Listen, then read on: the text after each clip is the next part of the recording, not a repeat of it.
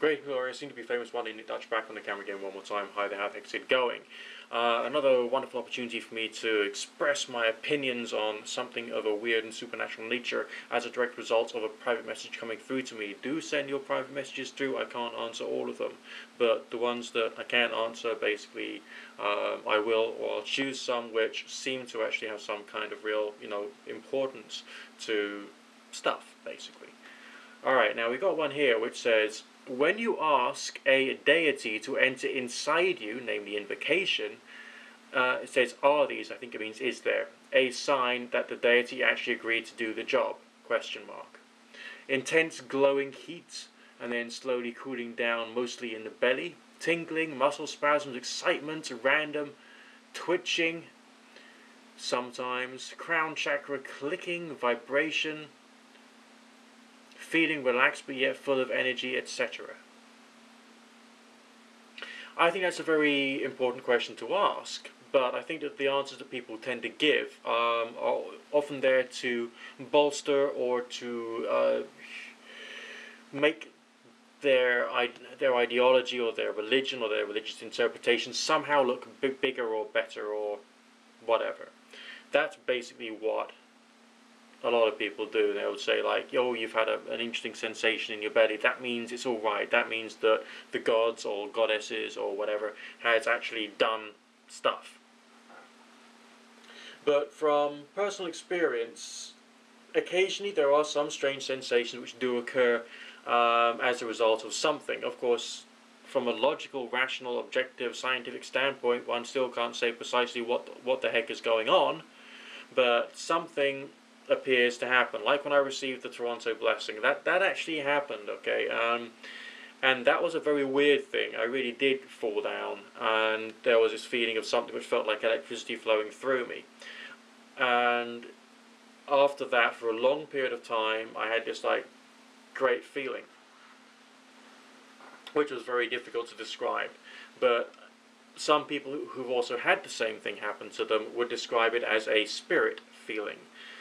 For obvious religious reasons, okay? But it's a very real sensation that can actually, or seems to actually happen, and it's weird. The varieties of experiences that one could get would be very different.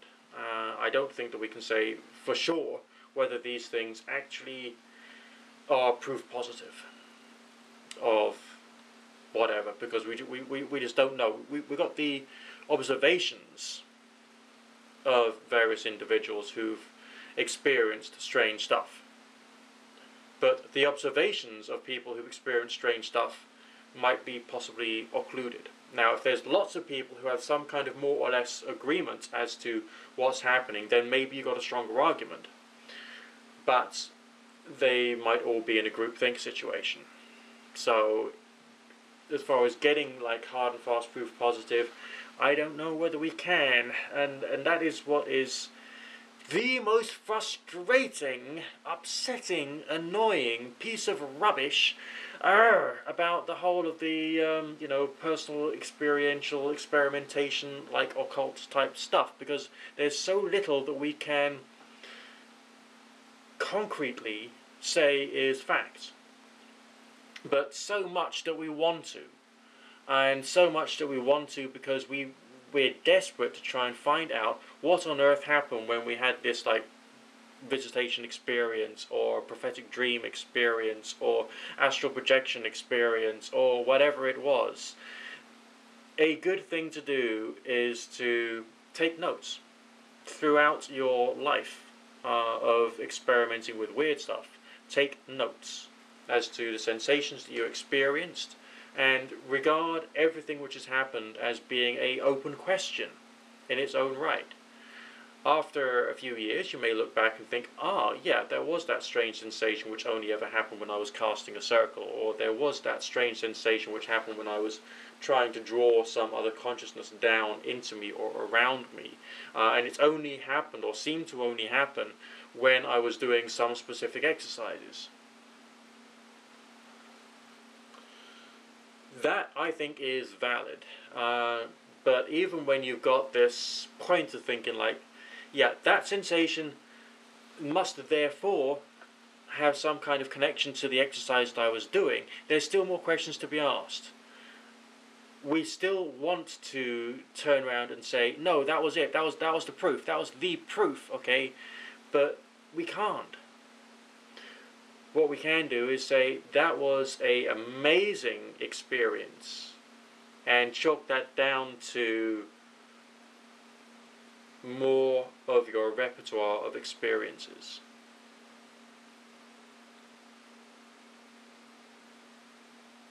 I think it's important to maintain this almost agnostic attitude, this level of unknowing, and to admit that we don't know. Yes, some of the experiences are so profound that we have to think to ourselves, there's something going on here, something amazing. But we've just got to think to ourselves, okay, that's an interesting thing to experience. But what it actually means in practice, we still don't know.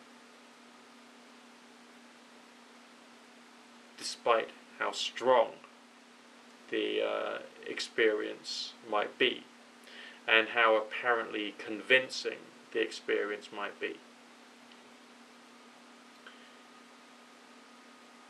Which is a complete bastard, to be quite honest. But that's realistically the only thing that we can do, in my humble estimation.